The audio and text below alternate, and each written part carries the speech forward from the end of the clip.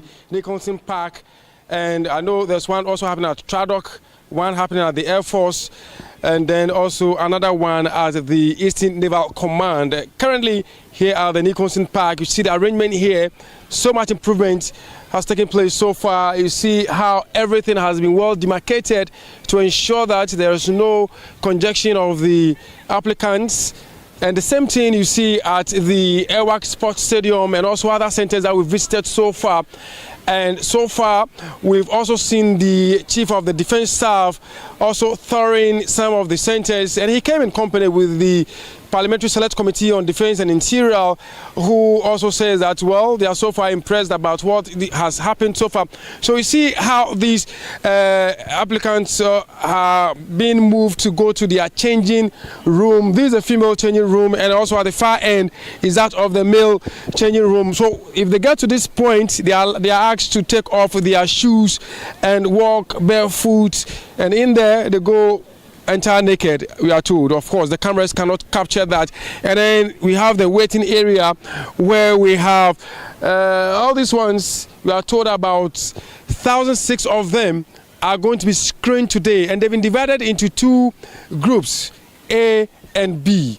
So at the end of the day, it is the hope of the officers here that about 1,600 of them will be screened, and the exercise will continue tomorrow, where about 1,600 of them will also be screened. And this across board, all the other 7 centers that this happened. But one issue happened here. We are told a young man came with a forged document, allegedly. They are still screening and also investigating how he managed to get that document. I have with me one Lieutenant Colonel here to give me that explanation of what exactly transpired.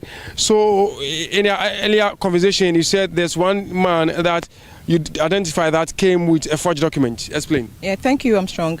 So the purpose of the fiscal documentation is to check the authenticity of the applicant's document.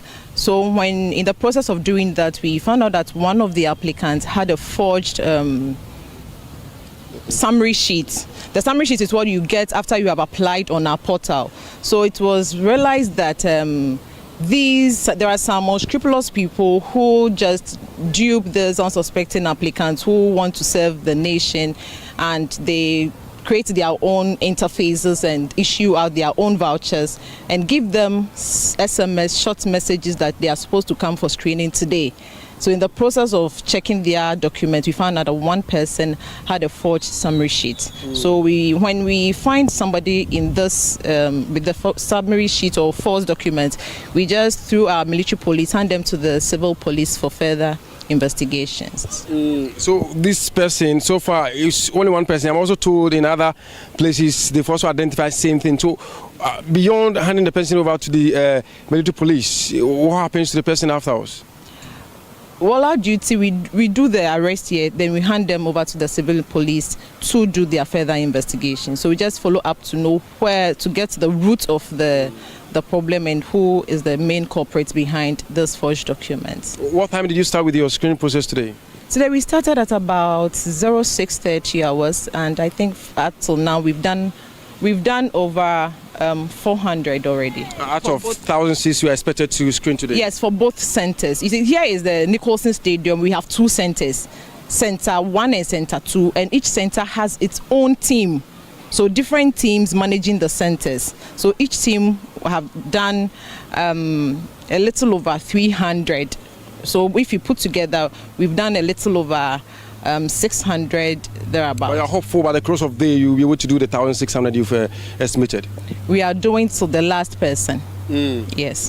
So that is Lieutenant Colonel Anani speaking to us, giving us some explanation on what transpired here earlier.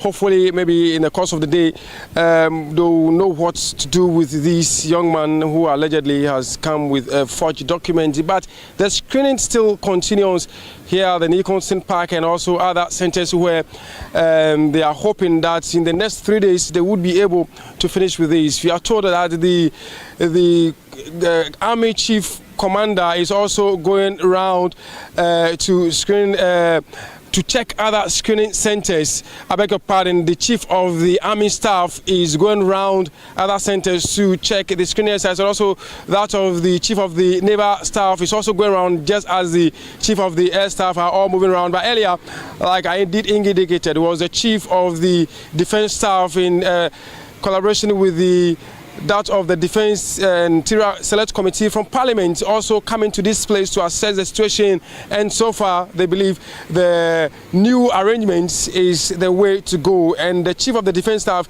did say that in future what we saw last week will not repeat itself, because lessons have been learned and there's no way they will sit and watch this happen again.